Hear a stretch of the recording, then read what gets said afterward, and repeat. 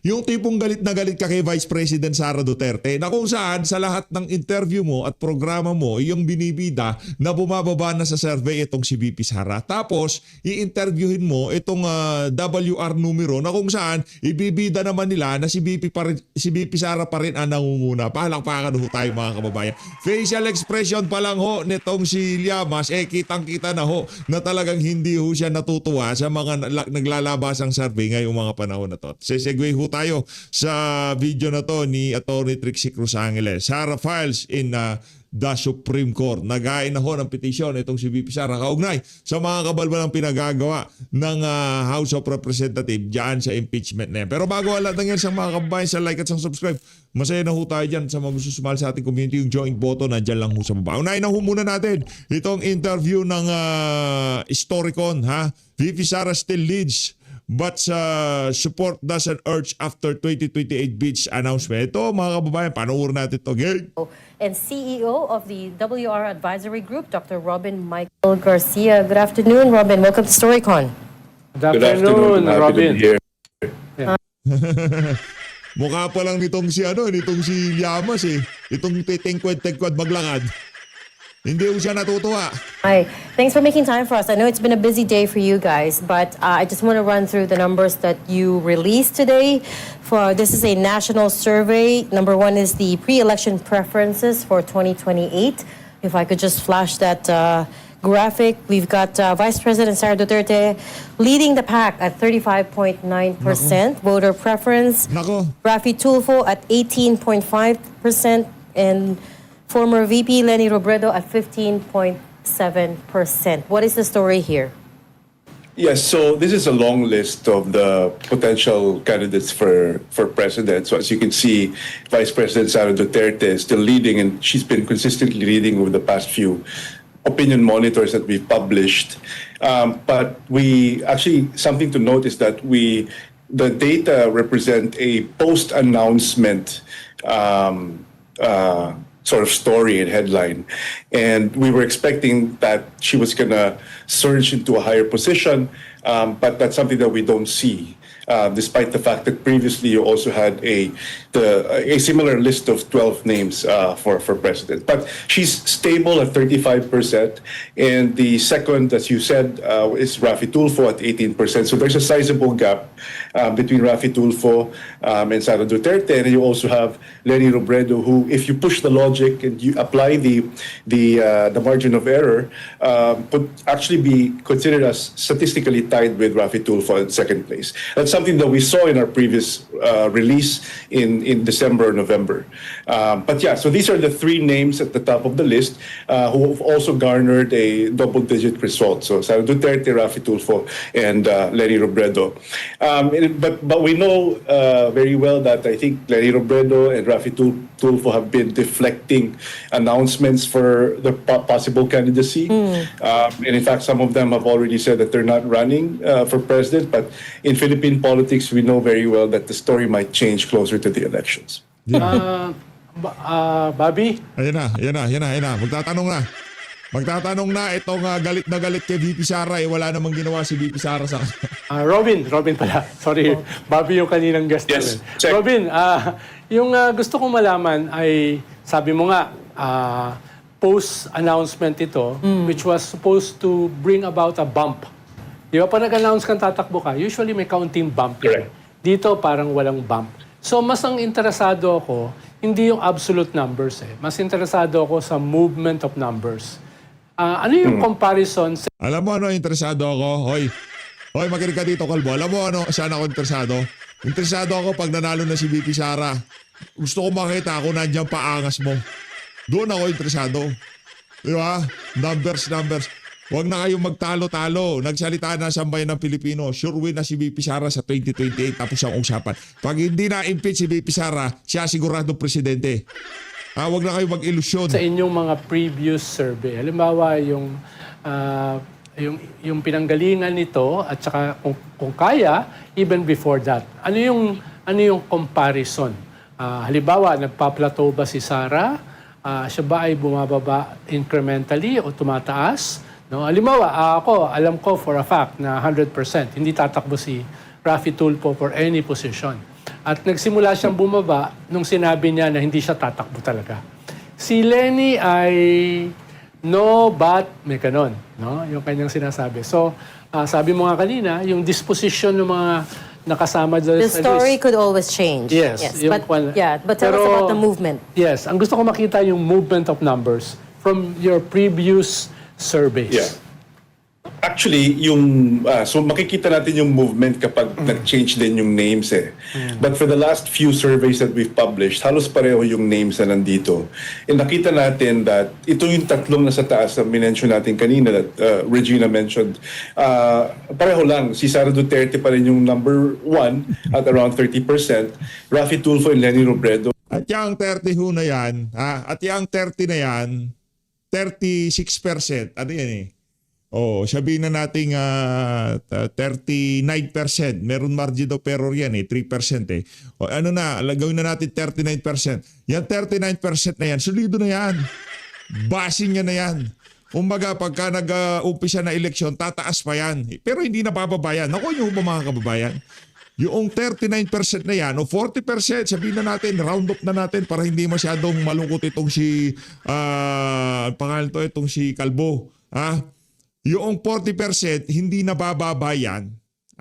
Hindi na bababayan. Ano na yan, kumbaga, base niya na yan. Mga DDS supporter na yan. Kahit na ano mangyari, kahit bumaliktad pa ang mundo, Duterte ang boboto niya sa 2028. Kung yan solido na, kung yan hindi bababa, isa lang pupuntahan yan, sigurado tayo dyan. Tataas pa yan. Kung yung numero na yan ni VP Sara, base niya na yan at hindi na bababa, o saan pupunta yan? Alangan na magiging stagnant sa 40% yan. Natural, tataas pa yan. Malamang sa malamang, bago mag-eleksyon, nasa 50 na yan. are a little bit higher than 10%. That has always been the story, even last year.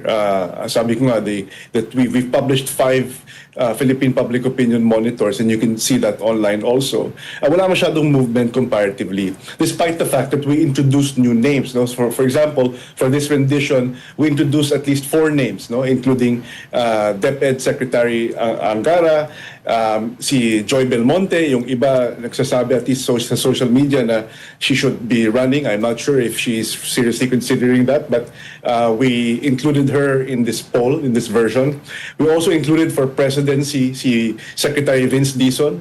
Many people are saying na siya yung pwedeng potential standard bearer ng administration. And then si MMDA General Manager Nick Torre, potential din na standard bearer. But we don't see a lot of movement even if we included new names. So halos pareho lang yung mga potential administration bets. Nakikita natin na walang traction masyado, na sa medyo dulo sila. And then medyo stable yung numbers ni VP Sara, Raffy Tulfo, and Lenny Robredo over the past few surveys that we've published. Robin, how do you choose kung sino isasama diyan sa survey? Ano? May isang Bakit gusto mo sumama? Hindi pwede yung tetengkod maglakad dyan, Brad. survey firm na binanatan ako 2 weeks ago dahil parang arbitrarily tinanggal nila si Tulfo doon sa survey, no? At tinanggal din nila si Bam Aquino, no? So hindi ko alam kung anong basis nila sa pagtanggal dahil in that survey medyo mas umangat si Sara dahil yung kay Tulfo, which is a populist brand, napunta sa isang populist candidate katulad ni Sara. So ano yung mga basihan nyo? Hindi nga tatakbo kaya tinanggal na sa ano eh. Di ba? Tinanggal na eh. Kung di natatakbo itong sira nga eh. Hindi tatakbo talaga si Raffy Tulfo nga eh. Pambira talaga tong si Boy Lamas. Oy, ikaw na mismo sinabi mo na mismo hindi siya tatakbo. Para saan ba ito sasama siya sa listahan? Okay na yun kung hindi siya sinama. Yan ang sinasabi ko. Yang 40% ni VP Sara, wala nang pupuntahan yan. Hindi na bababa yan. Hindi na bababa. Kahit ano pang paninira nyo, kasi lahat ng paninira ay ginawa na sa kanya. Nananatili pa rin 40% ang base niya. Pagpapalapit ang eleksyon, mag-uumpisa na ang kampanya. Pagka sinabi ni VP Sara, papakulong ko si Marcos Jr., lalong tataas ang boto niya sigurado. Pagka sinabi ni VP Sara, pag naupo ako si Martin Romualdez Calabozo, Anak ng tokwa, magpapalakpakan ng tenga na sambayan ng Pilipino. Yan na sigurado. sa pagtanggal o pagdagdag ng mga pangalan sa survey? Alam mo So internally sa WR, ang methodology po namin is we convene a committee, no, that includes some of the leaders and some senior advisors from academia, and then we consider the names that have been floated, in personal anecdotes, as well as signals from external environment, no, including the media. And so we look at all of these. And in fact, that's why we come up with a long list, because there's it's malayo pa election, and it's better for us to look at a longer list. There was a debate considerably if the list should be shorter to create a more meaningful result, but it's just too early really to limit the number of choices. And I think mas accurate nga tingnan yung level of support for the potential frontrunners if mas mahaba itong list. People are saying na mas liliit at mas mag-iiba yung kwento, yung story if you only have, say, like a three-way fight or a five-way fight. We agree, but at the same time, we don't want to remove the potential candidates that will potentially shape the landscape for next year kung nag-file ng candidacy. So importante makita natin so that matrack din natin yung changes over time. Kung tumataas sila, mapag-aralan natin ng mabuti yung campaign sila. And it will also give us a better sense of how Philippine political life unfolds in the next few months. But yeah, so to answer, Sec, yung question nyo po, ang sagot dyan is there's a committee, an internal committee that includes external senior advisors. Some of them who have agreed to help us, and we analyze it from a social, scientific, and scholarly perspective, and basing it on media signals as well. Sir, I find it interesting that the percentage of the undecided, 19% undecided on who to vote for president, and 27% undecided for the VP level. What's the story there? Is it just because it's 2 years out? How does that compare to previous surveys? And is that a function of the face-to-face interviews, i.e. they don't want to say in person to someone? What's going on there? Yeah, there's a lot to unpack. Pero what we always say is that, especially for potentially successful electoral aspirants, they have to pay attention to the undecided. So, as you mentioned, you can see in the survey here, for the presidential race, you still have 20%. So that's a huge amount of people who are not yet sure about who they will support. Perhaps because they don't see their chosen candidate in the list, or among the chosen candidate, they really haven't decided because they still want to wait and see. But successful candidates will have to speak to that 19.4%. And throughout our surveys, the past few surveys last year, we also see the same number for for the presidential race at 20%. Napakalaki talaga nitong undecided. So they really have to form a compelling message and a compelling narrative to attract the undecideds, and not just talk to the same people who already support them. No, of course, in any campaign, and si Sec Ronald of course knows this, you need to keep the people who already support you. You need to make sure that the soft voters don't transfer to another camp, to another candidate. And then you need to make sure that you boo the undecided. So we don't think it's because of social bias that they're afraid. Maybe so during the Duterte era. The social desirability bias is a social scientific condition where, because of the condition of fear, they're afraid to answer, or they're afraid to answer against. No, we don't think that that's operating in this environment. And so I don't think that that's why there's a big undecided, a number of undecided voters. I think it's because it's really just far out, and voters who are more discerning, or maybe you're just willing to look at the landscape even further and wait and see. But the additional data set is for the vice presidential race, which is a little bit more dispersed and a little bit more uncertain. And you can also see that uncertainty in the number of undecideds, which is around almost 30%, no? That's at 26.8%. I think it was a bit higher pa, the previous surveys. But it has consistently been more than 25% higher than the presidential race. It's also because that the VP list here is longer at 16 names. No, 4 names longer than the presidential race, which is already long. And so maybe that contributes to their uncertainty. But whatever the case, the fact that there's a 30% undecided, that's still a huge number of people who can potentially be a swing vote, no, in the Senate, in the Senate, in the vice presidential race, rather. So that's something that we see in the vice presidency, but not something we see in as much in the presidency, because it's 20%. So there's a 10% gap in terms of undecideds. But maybe it's primarily because it's still quite early. Although the filing of candidacy is already next year, so you can see a lot of these, candidates potentially making a decision soon. So maybe then we'll see a smaller number of undecided voters. Again, Robin, I would like to go back to my earlier question. How you choose people to include and not to include. Dahil offhand, based on my personal knowledge, halos kalahati dun sa list nyo for presidential candidates ay hindi naman talaga tatakbo. Pero meron akong alam na 2 na gustong tumakbo na hindi kasama. Limawa, specifically, John Vic. although i-deny niya, Nandiyan si John Vic. Nandiyan si na General Torre. Bakit siya wala dyan sa listahan? Walang bilang yun. Nanak ng tokwa, sintu-sintu yun. Parang ikaw. Ba't pa sisasali dyan? Siya, mas open siyang tumakbo while the 5 others, alam ko ay hindi tatakbo. So again, how do you choose that? Yeah, we talked about the methodology earlier already with your committee. But is there something that you do different in terms of narrowing down the final list of names?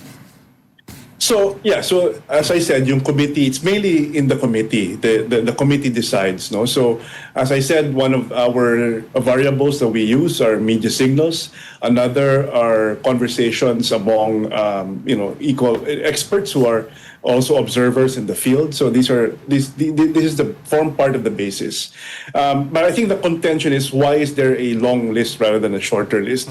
If in fact some of these people end up not going to run. But these are we feel that we have to include them because the landscape can still change in a few months, and they may decide, and there might be surprises, and it would be remiss for us at the firm if we don't include them in an early poll. So that's mainly our paradigm when we decide what names to include here. Right. Coming back to the presidential race, sir, with VP Sara Duterte's numbers, 36%, you said that factors in the post-announcement sentiment. But does it also factor in the impeachment and how that played into her numbers, as well as the ICC hearings of her father? Yeah, so there's still, it covers the impeachment. This is the second time the impeachment will be successful. For example, she will be impeached in the House of Representatives. But we know that next week there's several hearings at the Committee on Justice. Meron po yatang sa Tuesday, and then the day, a few days after that, tatlo yata, I think. So the survey does not cover that, but it does cover the previous discussions. Regarding the ICC, yes, it does cover some of the previous movements in litigation at the ICC, but it does not yet cover the decision of the ICC for the appeal of the defense, which I think will come out later this month, April 22, if I'm not mistaken. So, I mean, it's still a moving target. So there's a lot of things that have yet to unfold. But we think that there's already a lot of things that have happened that could already factor in the results. And so this is the story. This is a post-announcement story. And, if you look at, and I think si Sec Ronald and kayo na mention niya sa shows in the past few episodes, if you look at the early front runners, umaabot sila ng 40%, even 60%, and even higher than that in the 2010, 2016, and even 2022 races. No, but that's something that we don't see right now. So I think at the firm, what we basically think is that this is still a fluid landscape. Any analysis that says that the 2028 presidential race is already achieving some level of certainty is something that should be reconsidered. We don't think that it is certain, that it's set in stone that the vice president will win if in case she does not get impeached. So I think that's the big headline that we can see from the numbers. That's interesting. So previous frontrunners have averaged 50, 60% voter preference? I wouldn't say average, but in some results, yeah. they've reached around 50%. They've reached even 60%. If I'm not mistaken, sa Kaibina, umabot ng 60% yan. And, if you look at the story of 2016, si President Duterte nag-surge yan around February, March. And then medyo mataas pa si Grace po tsaka si Binay noon. No? Yeah. So things can still change, like 2 months before elections. Binay was So still the nothing is set highest. in stone. It's Binay the was point. still the highest in Ever. January. Oh. January 2016. Before the official start of the campaign. Do you remember the numbers? Taas pa rin siya. Yeah. At all throughout 2015, siya pa rin yung pinakamataas. And we all know what happened Si Digong after. kasi tumataas by increments. Although you can't deny as well, former President Duterte's popularity was always high talaga yung in the surveys. Not necessarily. Not always high. Not necessarily. Brad, lokohin mo sarili mo. yung towards the end, towards the election Towards the period. end. Towards yeah, the end. mataas-taas na eh. Nagsimula kasi siya, hindi siya tatakbo. Yes, that's true. That's also true. And then he... Tapos nag-substitute Flip. siya Oo, ng correct. December. Doon siya nag-substitute eh, December. he was the dark horse in that election year. But finally, Robin, yung margin of error. I also note with interest the margin of error for the rest of the country is ±3, but for Metro Correct, Manila it's percent. ±7. What is going on there? Are Metro Manilans more unsure, uncertain? No, it's really like that, though. So the more granular you go, the higher the margin of error. But at the national level, the results hold true, ±3%. So that's really how it is. Okay. If you increase the number of respondents, then you decrease also the margin of error. But of course, it will take a lot of resources from firms like such as ours in order to achieve that. So we'll see a smaller margin of error in more granular levels such as regional and itong Balance Luzon and Luzon. But it will always be the story that if you want to achieve representativeness at the top level, at the national level, the more lower nuanced levels will have a higher margin, slightly higher margin of error. How about the possibility of a black swan, Robin? Is it still there in the next 2 years? Na somebody na totoo wala... po yan. You mean a dark Yan ang horse? naisip din Yeah, namin, yeah, yeah. kaya Somebody gusto na namin wala- babaan yung listahan. Somebody Kasi na wala baka sa may hindi tayo survey. nakikita. So, Diba? gusto natin ma-capture sana. By the initials RL? Ha? ikaw ba The to? others, mga ilan ako nakausap Ronald Lamas. na tinitignan yung sarili nila as a dark horse. How dark, hindi ko sigurado. Kaya nga sabi ko, That they could Anong dark? Si Nicolas Torre, ang dark lang doon yung balat niya. Pero hindi siya maging... only come out at the very last minute, no? hindi naman. Pero, halimbawa, General Torre is not part of the survey. Ba't mo pinagpipilitan si Torre? Ang dark na lang kay Torre yung budhi niya at yung balat niya. Maliban doon, wala nang dark doon sa mama na yun. Pero, Nandito po, Yeah. nandito siya, actually. Nandyan siya. Okay, Nandyan so, siya, pero- so ibig sabihin lower siya than Vince Dizon. Much. Lower than this. Yeah. Pero it's still early, and tsaka hindi pa naman visible masyado si General Nick. So, Yeah, yeah. we'll wait and see. 0.0%. His name is there. Pero it doesn't... 0.0. So, ibig sabihin, pwede pa si Manny Mugato. Naglolokon na lang ho sila. Punta na ho tayo dito kay Attorney Trixie Cruz Angeles. Game. nilang sinasabi, umakyat sa Korte Suprema natatakot daw o ayaw humarap sa kanyang kaso. So, sagutin po muna natin yan. Yeah. Unang-una, ang pag-akyat sa Korte Suprema ay hindi lamang sa pag-aapila. Ito ay nagagawa lalo-lalo na pag petition for certiorari kung may desisyon. Halimbawa, ikaw po ay may kaso sa Regional Trial Court. Mayroon hindi kayo sang-ayon sa desisyon ng judge, ng hukom. Maaaring questionin yung desisyon na yun at umakyat sa Korte Suprema or with a higher court, like the Court of Appeals. So for example, mayroong in-exclude na ebidensya na ang feeling nyo dapat in-include. So aakyat ka on a petition for certiorari. Okay? So ibig sabihin yan, mayroong decision. Yung decision na yun does not dispose of the case, meaning hindi pa tapos yung kaso. So, at kahit masagot yung katanungan na yun, it does not signal the end of the case. Ibig sabihin, hindi lang makuusbong yung kaso o dun sa Regional Trial Court dahil mayroon pang desisyon na gustong questionin o kailangan ma-resolba ng maayos o ng naaayon sa batas. Depende dun nga sa panig na nagfa-file. So, ibig sabihin yan, ayoko itong decision and the decision is temporary, hindi mareresolba yung kaso, meaning it's not about guilt or innocence kung nasa Regional Trial Court ka at ikaw ay nasa criminal na kaso. Hindi yan magdedetermine ng guilt or innocence. It's a decision that is part of the case and within the case, pero hindi pa siya yung hatol. So, pagka ganun, pwede kang umakyat sa Korte Suprema para ma-resolba yan. Usually, ang grounds niyan ay pinoprotektahan mo ang karapatan mo, lalong-lalo na from the possibility that the decision issued by the judge ay hindi makatarungan, hindi naaayon sa batas, o kaya nalalapastangan ang karapatan mo. So, aakyat ka. Ibig sabihin ba nun, mayroon kang tinatago? Hindi. Yun lang ang sinasabi ng mga kritiko ni VP Inday. Pag nag-file daw siya sa Korte Suprema, ibig sabihin takot. Ibig sabihin mayroong ebidensya na ayaw niyang palabisin.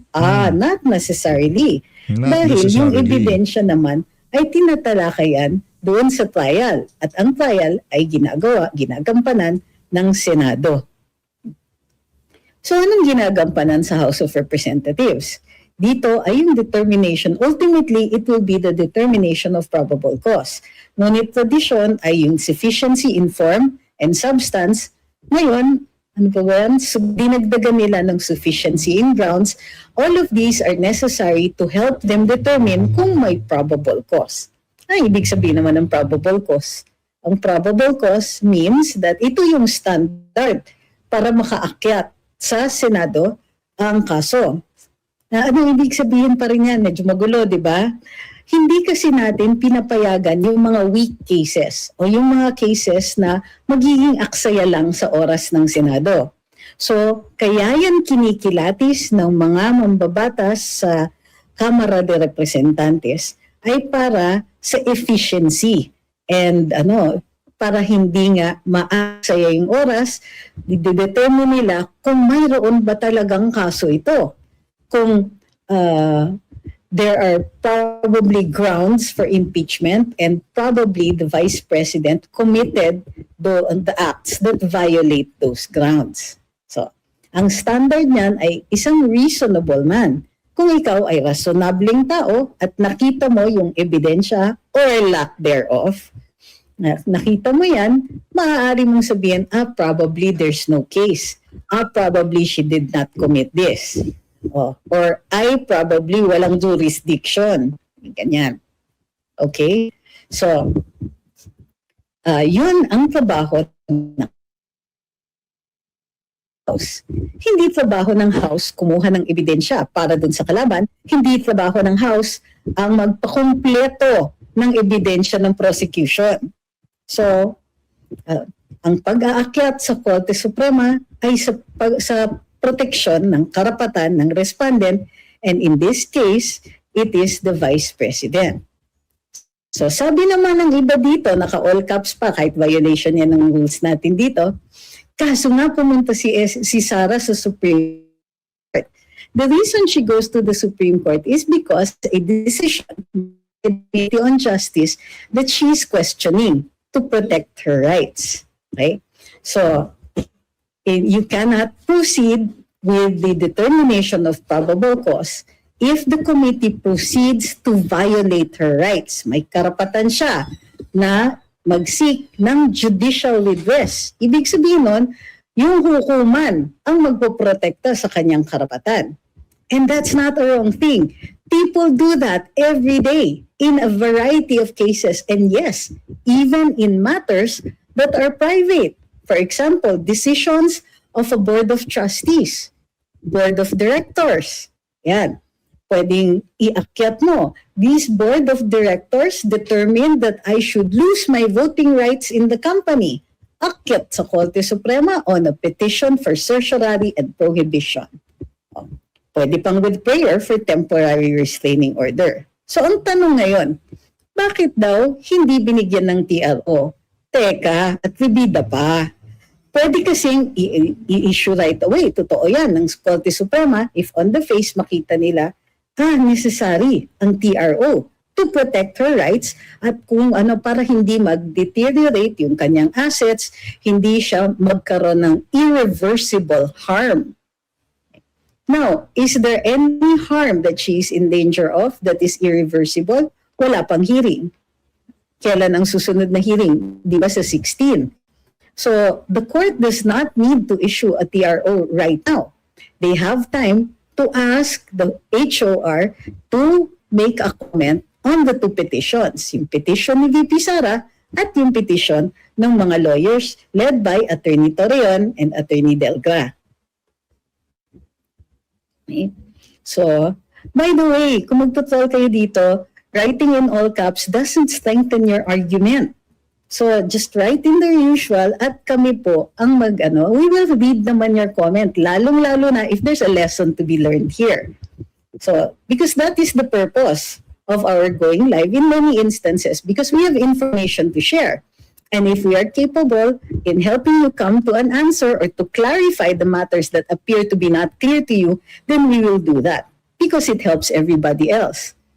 In addition to that, everybody, including you, including the trolls, will be able to better participate in the national conversation. Yan. Because, of course, what VP Sara is going through is part of the national conversation. What the House of Representatives is doing is part of all of that. And it is necessary for us to continue in this democratic project, in this project of democracy, to continue talking to each other. So, for those who have been misled by the communications, going to the Supreme Court is not a bad thing. Going to the Supreme Court does not indicate a lack of bravery. On the contrary, what the VP is saying, House of Representatives, finish doing your job. They can make a finding of probable cause even now, because if they say that she did not file an answer, it means she did not make any submissions. And in not making submissions, the Committee on Justice can decide solely on the submissions made by the complainants. Ibig sabihin, walang trinisinta si VP. Therefore, yung complaint lang ang magde-decide, ang gagamitin ng Committee on Justice para mag-decide kung may probable cause o hindi. Now, some people are saying, in all likelihood, it's the that is afraid of VP Sara going to the Supreme Court because it might become obvious that even if they only decide on the complaint itself, the complaint is insufficient and it will be revealed in the Supreme Court that there is insufficient evidence here. So, yung totoo niyan, if the communications of the respondent Committee on Justice insists on saying na natatakot si VP Inday, the answer to that is, in all likelihood, it is the Committee on Justice that has better grounds to be afraid. Sila po ang dapat matakot. because a lot of the things that they are asserting might not lie within the bounds of the law. So the only people who should be afraid of the Supreme Court are those who have incomplete arguments or insufficient grounds to insist on what they have been doing.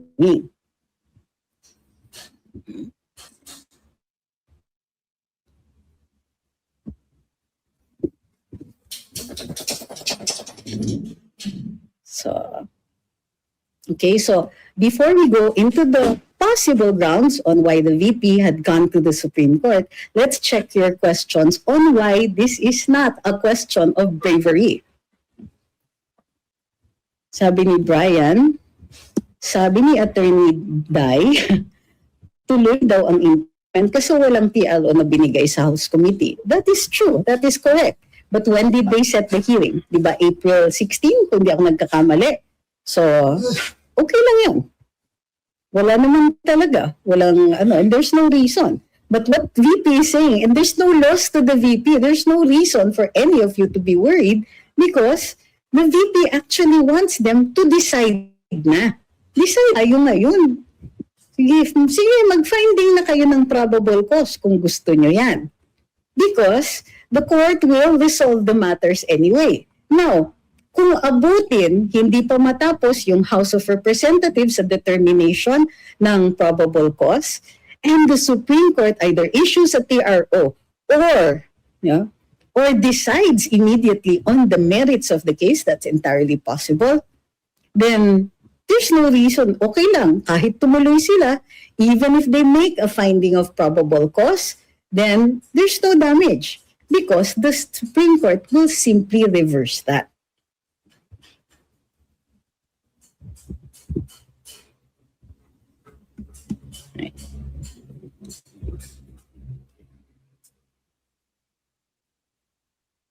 For those na hindi madalas nandito, explain ko lang po. Minsan kailangan po kong gamitin ang English because we are taught in the English language. The language of the courts here in the Philippines, even with the translations, remains to be English. So minsan may mga doktrina na mahirap talagang i-explain o i-argue kapag nasa Filipino na. Gayunpaman, alam ng karamihan na madalas nakatambay dito na as much as possible we use the national language. And oh, by the way, the other reason why we use English is because it is still in our laws. It is still in the Constitution that English remains an official language of this country. So, alam ko na yung iba sa inyo gusto ninyo magsalita ng Filipino. But the moment you tell me na, huy, Filipino tayo, kailangan mag-Filipino ka o managalog ka, that is an incorrect argument. Kasi official language siya. And in fact, we have our choice of as many local languages as we can in order to discourse. But if you can understand me, and you ought to be able to more or less, in Filipino or English, that is sufficient. Or at least that's how the law looks at it. But if you find that there are some things that are not clear, kaya nga po, meron kami dito na pagkakataon na makakapagtanong kayo at sinasagot naman po namin. Okay, but there are some things that when you say it, automatically puts us on our guard. Halimbawa, yung statement na nagtatanong lang, it does not exonerate you from a libelous statement para dun sa mga taong nagtatanong kunwari. Diba? Yung mga nagsasabi na, is it true that you said this? Nagtatanong lang po. Ay, sus Maria. That will not stop a case of libel being filed against you. Nor does it make you look innocent. If you want to ask a question, ask your question. We only ask that you be respectful because we will deal with your questions, especially those that are made in good faith.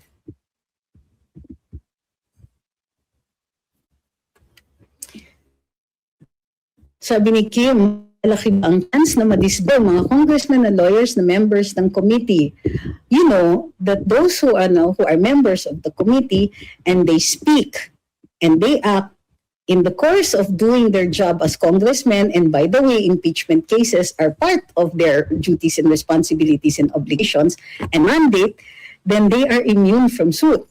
So, it's possible na baka hindi mag-fly kung magkaroon sila ng disbarment case on something that they said during the course of the inquiry or the hearings, or something they had done in the course of that hearing.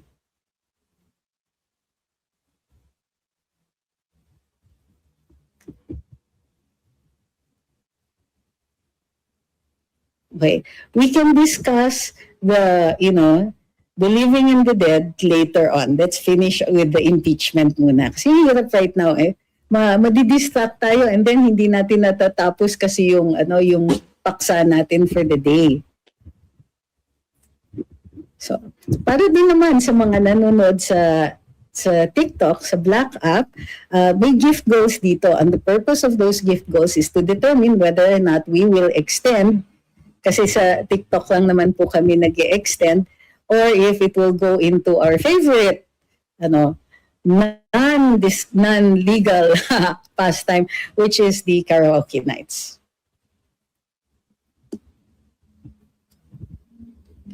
April 14. Thank you very much for that correction, Mr. Romel Nuque. The next hearing daw is on April 14. So we have to correct ourselves. Ang susunod na hearing, April 14, hindi po 16.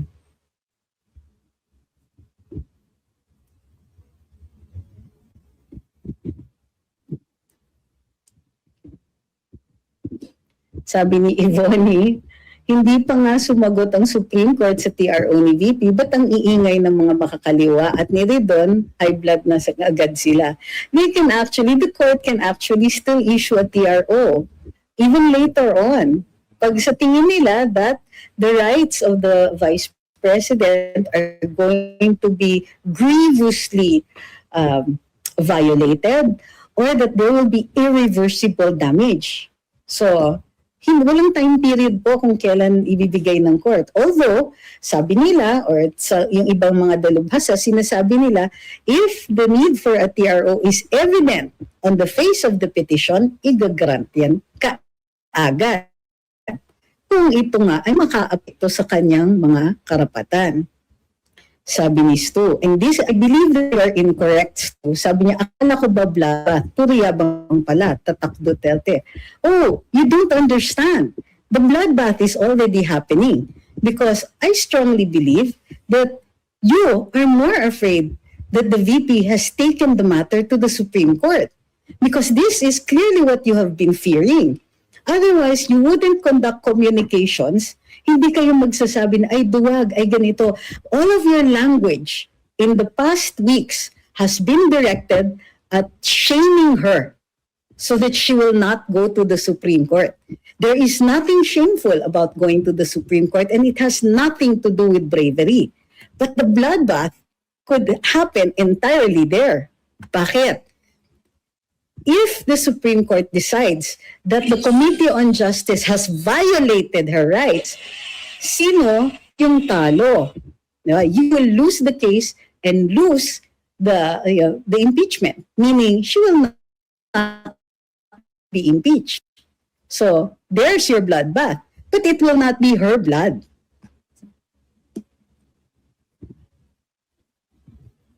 Sabi ni Kaupe, ang HOR ang duwag. Kung matapang sila, hindi sila magre-resort to law-bending acts. Mahiya kayo HOR, pati mga trolls ng HOR. Kakapal ng mukha nyo.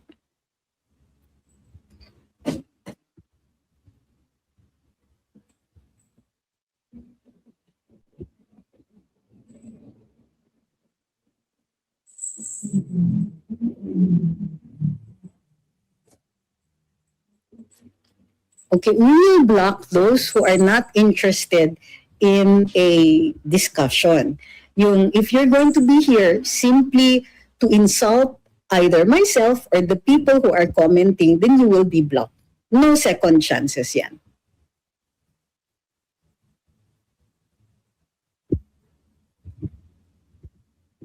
So sa totoo lang, who is acting afraid?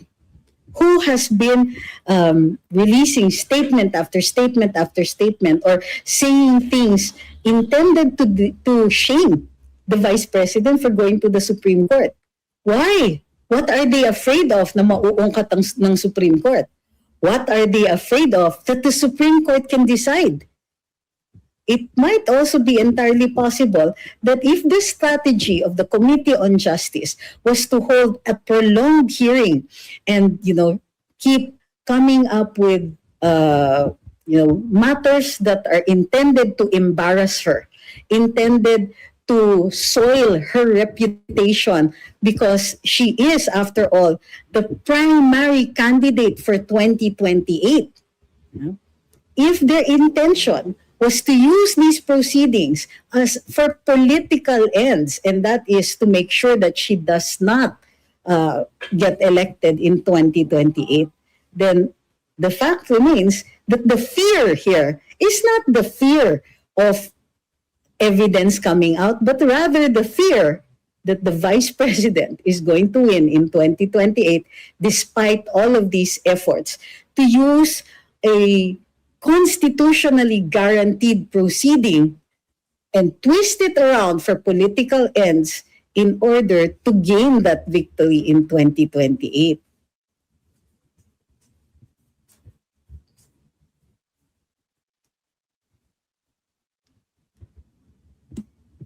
Sabi ni Mark, the HOR will always follow the Supreme Court ruling. I don't the HOR is afraid. Excuse me, who said that the HOR will always follow the Supreme Court ruling? Did they not include in the discussions of the Committee on Justice matters pertaining to acts prior to her becoming the Vice President? This was clearly decided by the Supreme Court in Duterte versus House of Representatives. The decision has been final and is executory. So she cannot be impeached and no allegations can be made on grounds of her to attempt impeachment or to pass off as grounds of an impeachable offense on acts that were committed prior to her occupation of an impeachable office. So don't talk about things like that if it is not clear to you what the House has or has not done. Okay? So second, nobody said that the HOR is afraid to follow the Supreme Court ruling. On the contrary, what they are afraid of is that they will be exposed by the highest court in the land of using these proceedings in violation of the rights of the Vice President. They want this to be a communications operation by all means.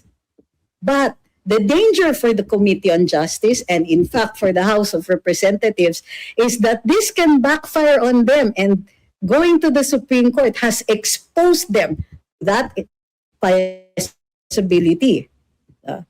In fact, the possibility grows stronger every day.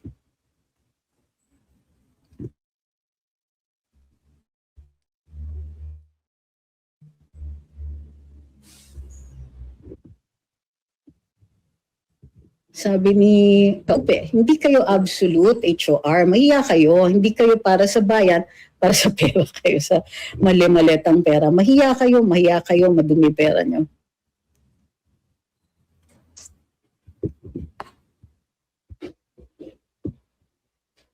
Sabi ni Sons of Levi, dudugo talaga utak ng taga-Committee on Justice, pwede silang maligo sa, yan ang tawag na bloodbath.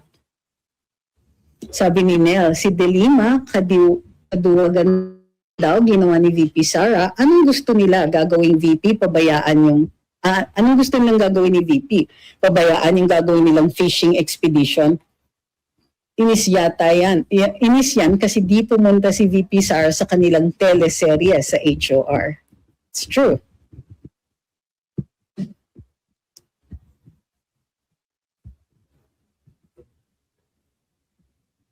Kanta daw tayo ng My Way, sabi ni Kenzo.